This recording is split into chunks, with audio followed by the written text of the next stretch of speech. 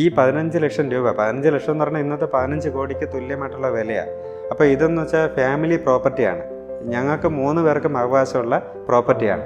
എൻ്റെ അച്ഛൻ എൻ്റെ അടുത്ത് ഒരു ചോദ്യം ചോദിച്ചു, നീ മരിച്ചു പോയാൽ എന്ത് ചെയ്യും? കാരണം നഷ്ടപ്പെടുകയില്ലേ. അതെന്നെ വല്ലാണ്ട് അങ്ങ് വേദനിപ്പിച്ചു. ഈ പ്രോപ്പർട്ടിക്ക് എന്ത് ഗ്യാരണ്ടി എന്ന് ചോദിച്ചു.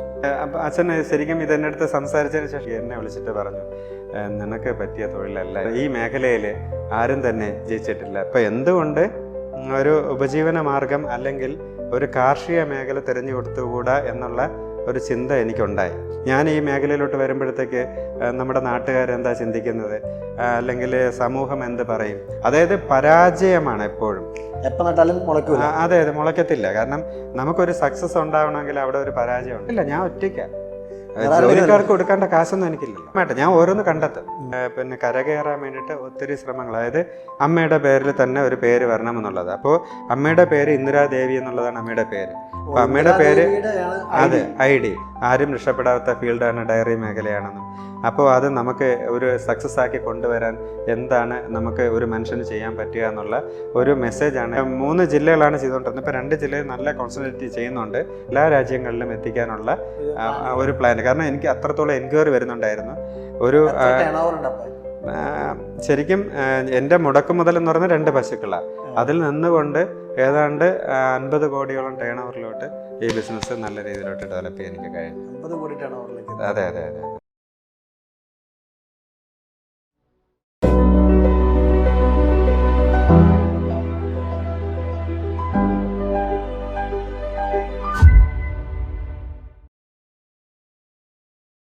നമസ്കാരം, ഞാൻ രംഗു കെ ഹരിദാസ്. സ്പാർക്കിൻ്റെ മറ്റൊരു എപ്പിസോഡിലേക്ക് സ്വാഗതം. ഒരു കൃഷിക്കാരൻ സംരംഭകനാവുകയും പിന്നീട് ജീവിത വിജയം നേടുകയും എല്ലാവർക്കും മാതൃകയാകുകയും ചെയ്തൊരു കഥയാണ് കോവളത്ത് നിന്നുള്ള രഞ്ജിത്തിന് പറയാനുള്ളത്. ഇന്ന് നമ്മുടെ അതിഥിയായിട്ട് എത്തുന്നത് രഞ്ജിത്താണ്. നമസ്കാരം രഞ്ജിത്ത്, സ്പാർക്കിലേക്ക് സ്വാഗതം. രഞ്ജിത്തിൻ്റെ നാടും സ്ഥലമൊക്കെ ഒന്ന് പറയാമോ? എൻ്റെ നാട് തിരുവനന്തപുരത്ത് കോവളം എന്നുള്ള സ്ഥലത്താണ് എൻ്റെ സ്വദേശം. പഠിച്ചതും വളർന്നതൊക്കെ അവിടെ തന്നെയായിരുന്നു? പഠിച്ചതും വളർന്നതും എല്ലാം അവിടെ തന്നെയാണ്. ഫാമിലി എങ്ങനെയാണ്? ഗവൺമെൻറ് ജോലിക്കാരാണെന്നോട് പറഞ്ഞായിരുന്നു. ഫാമിലി അച്ഛൻ ഋഷികേശൻ നായർ, അമ്മ ഇന്ദിരാദേവി. അപ്പോൾ ഞങ്ങൾ 3 പേരാണ്. ചേട്ടൻ്റെ പേര് കിരൺകുമാർ, അനിയൻ്റെ പേര് പ്രശാന്ത്, എൻ്റെ പേര് രഞ്ജിത് കുമാർ. ഓക്കെ. അപ്പോൾ ഞങ്ങൾ 3 പേരുണ്ട്. ഞാൻ മാത്രമാണ് പിന്നെ കാർഷിക മേഖലയിലോട്ട് വന്നത്. ചേട്ടൻ ഇംഗ്ലണ്ടിലാണ്, അനിയൻ വന്നിട്ട് ലേബർ കമ്മീഷൻ ഓഫീസിലാണ് ജോലി. അപ്പോൾ ഒരാൾ ഞാൻ മാത്രമാണ് കാർഷിക മേഖലയിലോട്ട് വന്നത്. സാധാരണഗതിയിൽ തിരുവനന്തപുരത്തുകാരുടെ ഒരു പാറ്റേൺ എന്ന് പറയുന്നത് നന്നായി പഠിക്കുക, നല്ല രീതിയിൽ ഒരു PSC എക്സാം എഴുതുക, അല്ലെങ്കിൽ അങ്ങനെ ഒരു രീതിയിലാണല്ലോ പോകേണ്ടത്. പ്രത്യേകിച്ച് അച്ഛൻ ഗവൺമെൻറ് എംപ്ലോയി ആകുമ്പോൾ തിരുവനന്തപുരത്താണെങ്കിൽ എന്തായാലും ഒരു PSC എഴുതുക, ജോലി നേടുക എന്നുള്ളതായിരിക്കും അച്ഛന്മാരുടെ സ്വപ്നം. അപ്പോൾ എന്താണ് ആ സ്വപ്നത്തിൽ നിന്ന് മാറി ഒരു കൃഷി മേഖലയിലേക്ക് തിരഞ്ഞെടുക്കാനുള്ള കാരണം എന്തായിരുന്നു? കൃഷി മേഖല ശരിക്കും ഗവൺമെൻറ് ജോലി തന്നെയാണ് എൻ്റെ വീട്ടിലെല്ലാവർക്കും പ്രാധാന്യമുള്ളത്. എനിക്ക് അത് തന്നെയായിരുന്നു എൻ്റെ ലക്ഷ്യമെന്നുള്ളതല്ല. എനിക്ക് ഓൾറെഡി എനിക്കും ആ രീതിയിൽ തന്നെ പോകാനുള്ള ചാൻസും അല്ലെങ്കിൽ സാഹചര്യവും ഉള്ളൂ.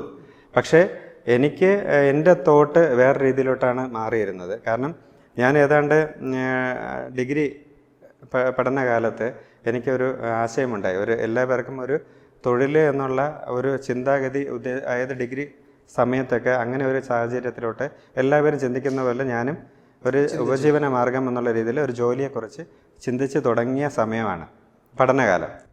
ജോലിയാണ് സ്വപ്നം. അപ്പോൾ ഞാൻ സ്വാഭാവികമായിട്ട് ആ പഠിക്കുന്ന സമയത്ത് ഡിഗ്രി എക്സാമിനൊക്കെ ആകുന്ന സമയത്ത് പഠിക്കാൻ വേണ്ടിയിട്ട് വീട്ടിൻ്റെ അതായത് 2nd ഫ്ലോറിൽ പഠിക്കാൻ ബാൽക്കണിയിൽ പഠിക്കുന്ന സമയത്താണ് എനിക്ക് ഈ കൃഷിയോട് അല്ലെങ്കിൽ ഡയറി ഫാം എന്നുള്ള ഒരു ആശയത്തിലോട്ട് എൻ്റെ മനസ്സ് വരുന്നത്. കാരണം ഞങ്ങളുടെ ഈ വീട്ടിൻ്റെ ബാൽക്കണിയോട് നേരെ തന്നെ പശു ഫാമുണ്ട്. പശുക്കൾ ഓൾറെഡി ഉള്ള ഫാമല്ല, വീട്ടിലുള്ള ഒരു തൊഴുത്ത്. അതെ, അതിൽ 2 പശുക്കളും ഉണ്ട്. അപ്പോൾ ഞാൻ പഠിക്കുന്ന സമയത്ത് എനിക്ക് ജോലിയെക്കുറിച്ചുള്ള ഒരു ചിന്താഗതി ഉണ്ടാവുന്ന സമയത്ത് എൻ്റെ മനസ്സ് എങ്ങനെയോ എൻ്റെ കണ്ണ്, എൻ്റെ ശ്രദ്ധ അതിലോട്ട് പോയി. ഈ പശുവിലേക്ക് ചെല്ലുകയാണ് ശ്രദ്ധ. അതെ അതെ അതെ അതെ. അപ്പോൾ ആ ഒരു സാഹചര്യം അത് തന്നെയാണ്. അപ്പോൾ ഞാൻ എങ്ങനെയോ അതിനെക്കുറിച്ചിട്ട് പഠിക്കാൻ തുടങ്ങി. പശുവിനെ കുറിച്ച് പഠിക്കാൻ തുടങ്ങി. അപ്പോൾ അത് പഠിച്ചിട്ട് പഠിക്കുന്ന വെച്ചിരുന്നാൽ ഇന്നത്തെ പോലെ സോഷ്യൽ മീഡിയ വഴിയോ അല്ലെങ്കിൽ യൂട്യൂബ് വഴിയോ എന്നുള്ള പഠനമൊന്നും അന്നില്ലായിരുന്നു. പുസ്തകങ്ങൾ വായിക്കുക. അപ്പോൾ പുസ്തകം വായിക്കാൻ വേണ്ടിയിട്ട് ഒന്ന് ഞാൻ ഇതിൻ്റെ കാൽക്കുലേഷൻ എല്ലാം എടുത്തപ്പോഴത്തേക്ക് പിന്നെ കാരണം സ്ഥല സൗകര്യങ്ങളുണ്ട്, എനിക്ക് മാത്രമല്ല അതായത് ഞങ്ങളുടെ ഫാമിലി മെമ്പേഴ്സിന് ഒത്തിരി പ്രോപ്പർട്ടീസ് ഉണ്ട്. അപ്പോൾ ഞങ്ങളുടെ കൂടാതെ തന്നെ ഒത്തിരി പ്രോപ്പർട്ടീസൊക്കെ നമുക്കവിടെ ഉണ്ട്, സ്ഥലങ്ങളുണ്ട്. അപ്പോൾ എന്തുകൊണ്ട് ഒരു ഉപജീവന മാർഗം അല്ലെങ്കിൽ ഒരു കാർഷിക മേഖല തിരഞ്ഞെടുത്തുകൂടാ എന്നുള്ള ഒരു ചിന്ത എനിക്കുണ്ടായി. അച്ഛനോട് സംസാരിച്ചോ? അച്ഛനടുത്ത് സംസാരിക്കാൻ ഒന്നും പറ്റത്തില്ല. പക്ഷേ എൻ്റെ മനസ്സിലുള്ള ആശയം നല്ല രീതിയിൽ ഡെവലപ്പ് ചെയ്ത് കൊണ്ടുവന്നിരുന്നത്. കാരണം ഇതിൻ്റെ കാൽക്കുലേഷൻസ്, പശുക്കളുടെ കാര്യങ്ങൾ, പശുവിന് കൊടുക്കേണ്ട പുല്ലിൻ്റെ കാര്യങ്ങൾ, ഇതെല്ലാം ഞാൻ പഠിക്കാൻ തുടങ്ങി. അപ്പോൾ അതിന് വേണ്ടിയിട്ട് ഞാൻ പഠിക്കാൻ പോകുന്ന സ്ഥലത്ത് തന്നെ ഇപ്പം നമ്മുടെ പിന്നെ സെക്രട്ടറിൻ്റെ അവിടെ എല്ലാം തന്നെ ഈ ഫുട്പാത്തിൽ കർഷകശ്രീയൊക്കെ വെച്ച് അവിടെ വിൽക്കാറുണ്ടായിരുന്നു. അപ്പോൾ അത് ഞാൻ വാങ്ങിച്ചു കൊണ്ടുവന്ന് അതായിരുന്നു എൻ്റെ പഠനം എന്ന് പറയുന്നത്. അത്യാവശ്യം പശുവിനെ കുറിച്ചും എല്ലാത്തിനെക്കുറിച്ചും അറിവ് നേടിയെടുത്തു. അപ്പോൾ അത് ഞാൻ ഉറപ്പിച്ചു, ആ മേഖല തന്നെ എനിക്ക് തിരഞ്ഞെടുക്കാമെന്നും ഈ ഈ ഈ നശിച്ച് കിടക്കുന്ന സ്ഥലങ്ങൾ അല്ലെങ്കിൽ കാട് പിടിച്ച സ്ഥലങ്ങളെല്ലാം തന്നെ കാർഷിക യോഗ്യമാക്കി എടുക്കാം എന്നുള്ള ഒരു ചിന്ത എനിക്കുണ്ടായി. അതെ അതെ അതെ. അത് പെട്ടെന്ന് തന്നെ യാഥാർത്ഥ്യമായോ? പെട്ടെന്നൊന്നും യാഥാർത്ഥ്യമായിട്ടില്ല. കാരണം വെച്ചാൽ എനിക്ക് ഈ ആശയം, ഇതൊരു ആശയം മാത്രമാണ്. അപ്പോൾ ഒരു ആശയം എങ്ങനെ അതൊരു തൊഴിലാക്കി മാറ്റാം എന്നുള്ളതിന് ഒരുപാട് കടമ്പകളുണ്ടല്ലോ. അപ്പോൾ ആദ്യം നമ്മുടെ മനസ്സിലുള്ള ഒരു ആശയം നമ്മൾ മുട്ടിട്ടു. അപ്പോൾ അതിനെക്കുറിച്ചുള്ള പഠനങ്ങൾ നടത്തുക എന്നുള്ളത് മാത്രമാണ് എനിക്ക് ചെയ്യാൻ പറ്റുന്നത്. കാരണം അന്ന് എനിക്കുള്ള വയസ്സ് 18 വയസ്സിൽ നിന്നുകൊണ്ട് നമുക്കൊരു ഒരു സ്വന്തമായിട്ടൊരു തീരുമാനം എടുക്കാനൊന്നും നമുക്ക് പറ്റത്തില്ല. വീട്ടുകാരെ ആശ്രയിച്ചിരിക്കുന്ന ഒരു സാഹചര്യത്തിൽ സ്വന്തം തൊഴിൽ സ്വീകരിക്കാനൊന്നും ഒരിക്കലും നടക്കുന്ന കാര്യങ്ങളൊന്നും അല്ല. പക്ഷേ ആഗ്രഹങ്ങളാണല്ലോ നമ്മുടെ ജീവിതത്തിൽ നമ്മുടെ നടപ്പിലാക്കാൻ കഴിയുക. അതെ അതെ അതെ, തീർച്ചയായിട്ടും അത് തന്നെയാണ്. അപ്പോൾ അതിന് വേണ്ടിയിട്ടുള്ള ഒരുപാട് ശ്രമങ്ങളാണ് പിന്നെ എൻ്റെ ജീവിതത്തിൽ ഉണ്ടായത്. ഒന്ന്, മനസ്സിലുണ്ടായ ആശയം പൂർത്തീകരിക്കുക എന്നുള്ളത്. അപ്പോൾ ഇപ്പം ഞാൻ ഒരുപാട് ചിന്തിച്ചു. ഇപ്പോൾ ഞാൻ ഈ മേഖലയിലോട്ട് വരുമ്പോഴത്തേക്ക് നമ്മുടെ നാട്ടുകാരെന്താ ചിന്തിക്കുന്നത്, അല്ലെങ്കിൽ സമൂഹം എന്ത് പറയും? കാരണം സാധാരണക്കാരായിട്ടുള്ള ഒരാൾ ഇത് ചെയ്തു കഴിഞ്ഞാൽ ആരും ഒന്നും പറയത്തില്ല. അവരുടെ ഒരു നേച്ചറാണ്, അവരുടെ കുടുംബ പശ്ചാത്തലം അതാണ്. അതുകൊണ്ട് അവർ തുടങ്ങിയാൽ ആരും തന്നെ ഒന്നും പറയത്തില്ല. പക്ഷേ എൻ്റെ പശ്ചാത്തലം എന്ന് പറയുന്നത് ഒരിക്കലും അതുമായിട്ട് യാതൊരുവിധ ബന്ധമില്ലാത്ത പശ്ചാത്തലമാണ്. അപ്പം ഞാൻ ഇങ്ങനെ ഒരു ചിന്താഗതി ചിന്തിക്കുമ്പോഴത്തേക്ക് സമൂഹവുമല്ല, വീട്ടിലും അക്സെപ്റ്റ് ചെയ്യത്തില്ല, നമ്മുടെ സമൂഹവും അംഗീകരിക്കത്തില്ല. അതെ അതെ. അപ്പോൾ അതിന് വേണ്ടിയിട്ടുള്ള ഒറ്റയാൾ ശ്രമം മാത്രമാണ് ഉണ്ടായിരുന്നത്. അപ്പോൾ എനിക്ക് എൻ്റെ വീട്ടിൽ എൻ്റെ അച്ഛനടുത്ത് അവതരിപ്പിക്കാൻ വേണ്ടിയിട്ട് ഞാൻ ചിന്തിച്ച ഒരു കാര്യം എന്ന് പറയുന്നത് അച്ഛനെ ഇത് പറഞ്ഞ് മനസ്സിലാക്കിച്ചെടുക്കുക എന്നുള്ളതാണ്. അപ്പോൾ അതിന് വേണ്ടിയിട്ടുള്ള ഒരുപാട് ശ്രമങ്ങൾ വീട്ടിലിങ്ങനെ ഞാൻ നടത്തിക്കൊണ്ടേയിരുന്നു. എന്ത് തൊഴിൽ വേണോ, എന്ത് തൊഴിലായിരുന്നാലും അത് ചെയ്യും. അതായത് അച്ഛനെ കൊണ്ടുവന്ന് അംഗീകരിപ്പിക്കുന്ന ഒരു സിറ്റുവേഷന് വേണ്ടിയിട്ട് ഞാൻ നല്ല രീതിയിലുള്ള പണിയെടുത്തു. എന്ത് വെച്ചാൽ വീട്ടിലുള്ള സർവ്വ ജോലികളും ചെയ്യും. അതായത് എന്ത് മിഷൻ ചീത്തായിരുന്നാലും നന്നാക്കും. അപ്പോൾ ഇതെന്ത് ചെയ്തിരുന്നാലും നന്നാക്കുമ്പോഴത്തേക്ക് ഒരു നമുക്കൊരു അംഗീകാരം തരുമല്ലോ. അതെ അതെ അതെ. അപ്പോൾ ആ ഒരു സമയത്ത് ഞാൻ നിരന്തരം ഇങ്ങനെ ജോലി ചെയ്തുകൊണ്ട് വീട്ടുകാരുടെ പ്രീതി നേടാൻ വേണ്ടിയിട്ട് അത്രത്തോളം ശ്രമങ്ങൾ നടത്തിക്കൊണ്ടിരുന്ന സമയത്ത് ശ്രമം നടത്തിയ സമയത്ത് ഒരു ലോ ഷെഡിങ് സമയം, പണ്ട് കറണ്ട് കട്ടൊക്കെ ഉണ്ടല്ലോ.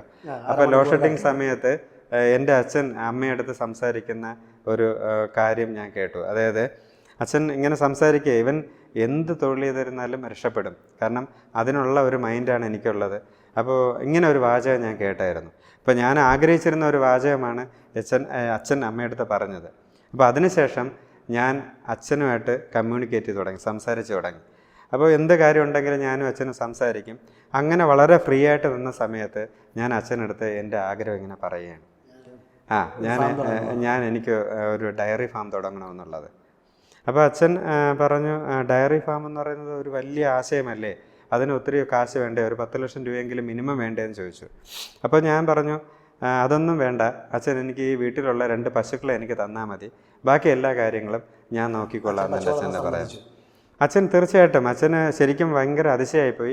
കാരണം ഒന്നാമത് ഞാൻ എൻ്റെ ആറ്റിറ്റ്യൂഡും എൻ്റെ പ്രവൃത്തിയെല്ലാം അച്ഛൻ ശരിക്കും അക്സെപ്റ്റ് ചെയ്ത് വരുന്ന ഒരു സാഹചര്യത്തിൽ നിന്നുകൊണ്ട് ഞാൻ ഈ പറഞ്ഞ ഒരു കാര്യം അച്ഛന് സ്വീകാര്യമായിരുന്നു.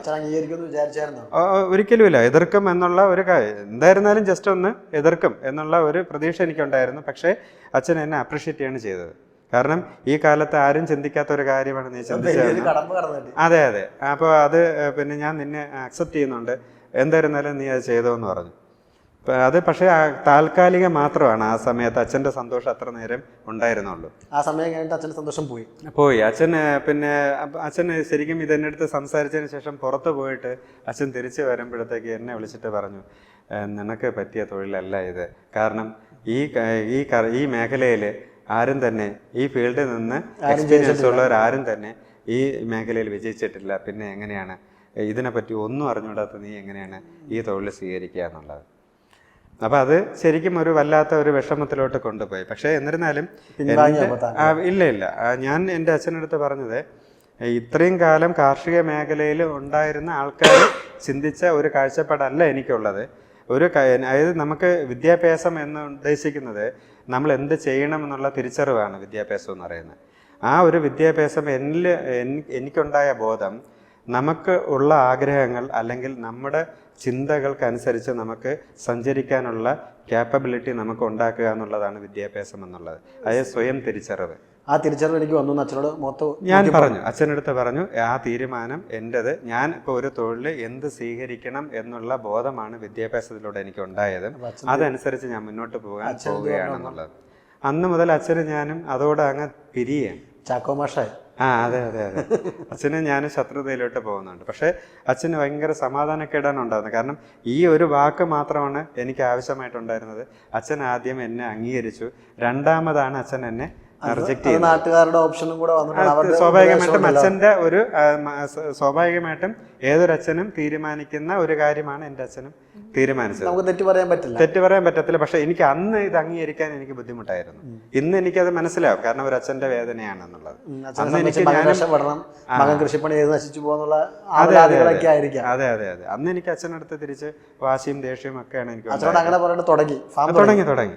ഞാൻ ശരിക്കും പറഞ്ഞാൽ ഈ അടുത്ത ദിവസം രാവിലെ ഞാൻ തൂമ്പയായിട്ട് അങ്ങ് ഇറങ്ങിയാണ്. തൂമ്പയായിട്ട് ഇറങ്ങാന്ന് വെച്ചാൽ പശുവിന് ആദ്യം വേണ്ടത് പുല്ലാണ്. അപ്പോൾ ആ പുൽകൃഷി ചെയ്യാൻ വേണ്ടിയിട്ട് ശരിക്കും കാട് പിടിച്ച സ്ഥലങ്ങളെല്ലാം തന്നെ ഞാൻ നല്ല രീതിയിൽ പറിച്ച് വൃത്തിയാക്കി കിളച്ച് പുൽകൃഷി തുടങ്ങുകയാണ്. ഇതാണ് എൻ്റെ ആദ്യത്തെ ഒരു സ്റ്റെപ്പ് എന്ന് പറയുന്നത്. ഇൻവെസ്റ്റ്മെന്റ് 2 പശു ഒരു തൂമ്പയാണ്. അതെ, തീർച്ചയായിട്ടും. അപ്പോൾ ഇത് ശരിക്കും ഇത് തുടങ്ങിയപ്പോഴത്തേക്ക് എൻ്റെ അച്ഛന് ഞാനൊരു വലിയ ശല്യമായിട്ട് മാറുകയും അച്ഛൻ പുതിയ പദ്ധതികളായിട്ടൊക്കെ വന്നു തുടങ്ങി. അങ്ങനെ എന്നെ എങ്ങനെയെങ്കിലും ഇതിൽ നിന്ന് മാറ്റാൻ വേണ്ടിയിട്ട് അച്ഛൻ പിന്നെ അച്ഛൻ്റെ ഫ്രണ്ട്സായിട്ടുള്ള പപ്പുക്കുട്ടി ബീച്ച് റിസോർട്ട് എന്നുള്ള സ്ഥാപനം കോവളത്തെ അച്ഛനുണ്ട്. അച്ഛൻ എന്നെ അവിടെ കണക്കെഴുതാൻ വേണ്ടിയിട്ട് കൊണ്ടുവരുത്തുന്നുണ്ട്. അതായത് പഠനം സമയം കഴിഞ്ഞിട്ട് ഉച്ചയ്ക്ക് കണക്കെഴുതാൻ വേണ്ടി പോവുക എന്നുള്ളത്. അതൊക്കെ ചെയ്യണ്ട, എൻ്റെ മൈൻഡ് മാറ്റുക എന്നുള്ള ഒറ്റ ലക്ഷ്യമാണ് അച്ഛനുള്ളത്. പക്ഷെ ശരിക്കും ഞാൻ അവിടെ പോയി അവിടെ കണക്കെഴുതിയതിന് ശേഷം തിരിച്ച് രാത്രി ഒരു 6 മണിയൊക്കെ ആകുമ്പോൾ തിരിച്ചു വന്നിട്ട് വീണ്ടും ഞാൻ ഈ കൃഷിപ്പണി, അതായത് കിളയിൽ തുടങ്ങിയപ്പോഴത്തേക്ക് അച്ഛന് വലിയ സ്വസ്ഥതക്കേട് വീണ്ടും സംഭവിച്ചുകൊണ്ടേയിരിക്കുക. പക്ഷേ ക്രമേണ ഞാൻ എന്ത് ചെയ്യുന്നു, ഇതിലോട്ട് കൂടുതലായിട്ട് ഇൻവോൾവ് ആയപ്പോഴത്തേക്ക് എൻ്റെ അച്ഛനടുത്ത് പുള്ളിക്കാരൻ, അതായത് അച്ഛൻ്റെ ഫ്രണ്ടിനടുത്ത് എന്നെ വിളിച്ച് സംസാരിക്കണമെന്ന് പറയും. പുള്ളിക്കാരൻ എന്നെ വിളിച്ചിട്ട് പറഞ്ഞു, എന്താണ് എൻ്റെ ഉദ്ദേശ ലക്ഷ്യം? അതെ അതെ, എന്താണ് ഉദ്ദേശ ലക്ഷ്യം? ഇങ്ങനെ പോയാൽ എങ്ങനെയാണ്? അപ്പോൾ പുള്ളിക്കാരൻ്റെ റിലേഷനിൽ തന്നെ ഉള്ള ഈ ഡയറി, അതായത് പശുക്കളെ വളർത്തുന്ന ഫാമിലിയിലുള്ള ചരിത്രങ്ങൾ അത്രയും എനിക്കറിയാം. അതെ അതെ, അതൊക്കെ എനിക്ക് നന്നായിട്ട് അറിയാമെന്നുള്ളതാണ്. അതുകൊണ്ട് എൻ്റെ അടുത്ത് ഓർമ്മപ്പെടുത്താൻ നിനക്ക് അറിയാമല്ലോ, വീട്ടിനടുത്തല്ലേ, അവരൊക്കെ ഈ കാർഷിക മേഖലയിൽ വന്നിട്ട് ഇതുവരെ അവർ രക്ഷപ്പെട്ടിട്ടില്ല, രാവും പകലും എല്ലാം അധ്വാനിച്ചുകൊണ്ടിരിക്കുകയാണ്. അപ്പോൾ നിന്റെ മേഖലയും അത് തന്നെ എടുത്തു കഴിഞ്ഞാൽ അവസ്ഥ നിനക്കിതല്ലേ, ഇതാണോ നിന്റെ ഉദ്ദേശ ലക്ഷ്യം? അപ്പോൾ എങ്ങനെയാണ് രക്ഷപ്പെടാൻ പറ്റുക എന്നുള്ളതൊക്കെ പുള്ളിക്കാരൻ തീർച്ചയായിട്ടും എല്ലാ പേരും ഈ ഒരു കാഴ്ചപ്പാട് മാത്രമാണ് എന്നടുത്ത് അവതരിപ്പിച്ചുകൊണ്ടിരിക്കുകയും അത്രയേ ഉള്ളൂ. അപ്പോൾ ഇത് എന്നെക്കുറിച്ച് എല്ലാ കാര്യങ്ങളും പുള്ളിക്കാരൻ ഇങ്ങനെ ചോദിച്ചുകൊണ്ടിരിക്കുന്നുണ്ട്. അപ്പോൾ ഇനി എന്താണ് നീ ചെയ്യാൻ പോകുന്നത്? ഓരോ ക്വസ്റ്റ്യനാണ്. അപ്പോൾ അന്ന് ഹർത്താലൊക്കെ ഉള്ള സമയത്ത് നീ എന്ത് ചെയ്യും? അപ്പോൾ പാലെന്ത് ചെയ്യും. അപ്പോൾ ഞാനൊന്ന് പറയണം അത് പ്രോഡക്റ്റാക്കി മാറ്റും. ഇങ്ങനെ കുറേ കാര്യങ്ങൾ പുള്ളിക്കാരനെ കൺവിൻസ് ചെയ്തപ്പോഴത്തേക്ക് എൻ്റെ അടുത്ത് പറഞ്ഞു, ഇനി നീ ഇവിടെ നിൽക്കേണ്ട, നിൻ്റെ ഇഷ്ടം തന്നെ നീ നടപ്പിലാക്കിക്കോ എന്ന് പറഞ്ഞിട്ട് അച്ഛൻ്റെ അടുത്ത് ഞാൻ സംസാരിച്ചാലോ എന്ന് പറഞ്ഞിട്ട് എന്നെ അവിടെ നിന്ന് വിടുകയാണ്. പറഞ്ഞു വിടുകയാണ്. അതെ അതെ, എതിർക്കാൻ വന്നാൽ സപ്പോർട്ടായിട്ട് മാറി. ഇനി ഇവിടെ നിൽക്കണ്ട, നിൻ്റെ സമയം നീ പാഴാക്കണ്ട എന്ന് പറഞ്ഞിട്ട് എന്നെ അവിടെ നിന്ന്, കാരണം ഞാൻ എന്നിരുന്നാലും അവിടെ അത് ചെയ്യത്തില്ല എന്ന് അവർക്ക് ബോധ്യമായി. ഇത് അവിടെ നിന്നിരുന്നാലും ഞാൻ വീണ്ടും ഈ പണി തന്നെ ചെയ്യത്തുള്ളൂ. അതെ അതെ അതെ അതെ, തിരിച്ച് വീട്ടിലോട്ട് പോവുകയും ഫുൾ ടൈം വർക്ക് തുടങ്ങുകയും ചെയ്യുന്നുണ്ട്. അപ്പോൾ അച്ഛനും ഞാനുമായിട്ട് വീണ്ടും ഭയങ്കര പ്രശ്നമായിട്ട് അച്ഛൻ എൻ്റെ അടുത്ത് അച്ഛൻ ഒരു സൈഡ് വാഴ നടാമെന്നും ഇങ്ങനെ പുല്ല് ഇട്ടാൽ മതിയെന്നും എന്നെ വിളിച്ചങ്ങ് പറയും. കാരണം ഭയങ്കര സ്വസ്ഥതക്കേടാണ്.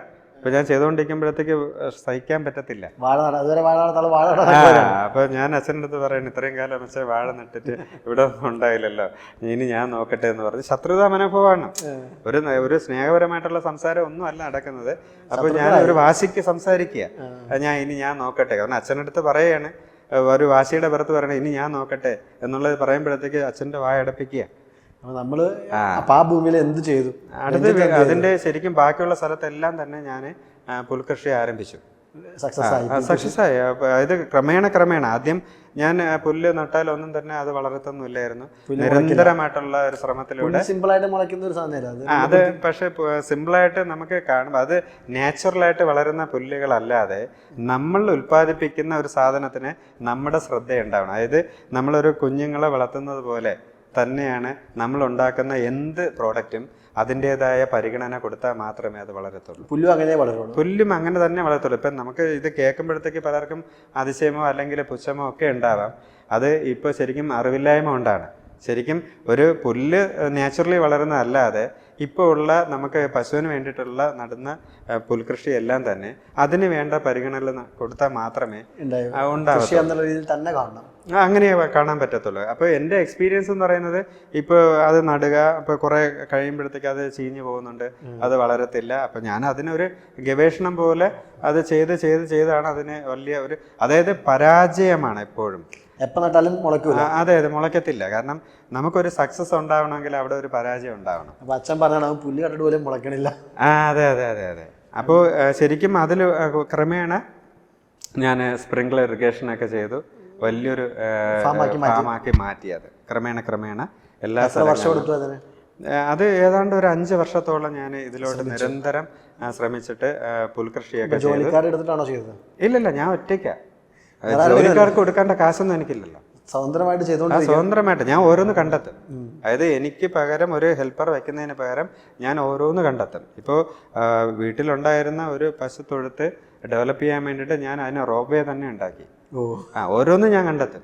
അപ്പോൾ ശരിക്കും അതിന് ഒരു അധ്വാനം വേറെ ആൾക്ക് കാശ് കൊടുക്കാൻ പറ്റാത്തതുകൊണ്ട് ഞാൻ ഒരു റോപ്വേ ഉണ്ടാക്കിയിട്ട് അതിനെ തന്നെയാണ്, പിന്നെ ലേബറിനെ കുറയ്ക്കാൻ വേണ്ടിയിട്ട് ഞാൻ തന്നെയാണ് അത് ചെയ്യുന്നത്. പിന്നെ ഈ പുല്ലൊക്കെ കൊണ്ടുവരുന്നതൊക്കെ ഞാൻ തന്നെ ഓരോ സ്ഥലത്തായിട്ട് റോപ്പേ ഉണ്ടാക്കി അതൊക്കെ കൊണ്ടുവരുന്നത്. ആ രീതിയിലോട്ടൊക്കെ ആയിരുന്നു എല്ലാം ചെയ്തിരുന്നത്. എല്ലാം ടെക്നിക്കലി ചെയ്തു.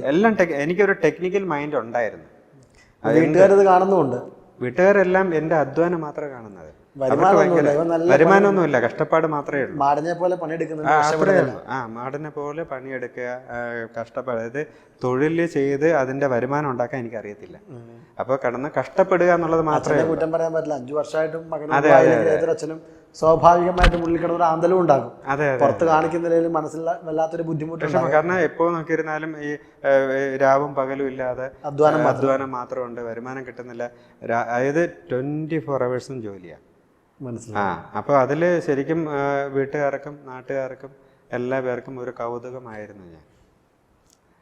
അതിൽ നിന്നുകൊണ്ട് പിന്നെ കരകയറാൻ വേണ്ടിയിട്ട് ഒത്തിരി ശ്രമങ്ങൾ. അതായത് ഇപ്പോൾ ഞാനിപ്പോൾ ഈ 2 പശുക്കൾ എന്നുള്ള സ്ഥലത്ത് നിന്നുകൊണ്ട് ഞാൻ ഈ പാല് കൊടുക്കുന്നത് ആദ്യം ഹോട്ടലിൽ തന്നെയാണ്. ഈ ഹോട്ടലിൽ കൊടുക്കുന്ന പാക്ക് ചെയ്താണ് ഞാൻ കൊടുക്കുന്നത്. വെള്ള പാക്കറ്റിൽ, ഇപ്പം നമ്മുടെ ബ്രാൻഡൊന്നും ഇല്ലാതെ പോളിത്തീൻ പാക്കറ്റിൽ സീൽ ചെയ്ത് ഞാൻ കൊണ്ട് ആദ്യമായിട്ട് കോവളം ബീച്ചിലുള്ള ഹോട്ടൽസിലാണ് ആദ്യം കൊടുത്തു തുടങ്ങിയത്. പിന്നെ വീടുകളിലൊന്നും കൊടുക്കത്തൊന്നുമില്ല. വീടുകളിൽ വന്ന് വാങ്ങത്തുണ്ടായിരുന്നു. അതെ, കടകളിലല്ല ഹോട്ടൽസിൽ കൊടുക്കുമായിരുന്നു. ഈ ഹോട്ടൽസിൽ കൊടുത്തുകൊണ്ടിരുന്ന സമയത്ത് അന്ന് പിന്നെ ശരിക്കും അപ്പോഴ് പാലിന് ക്വാളിറ്റി ഇല്ല എന്ന് പറയും.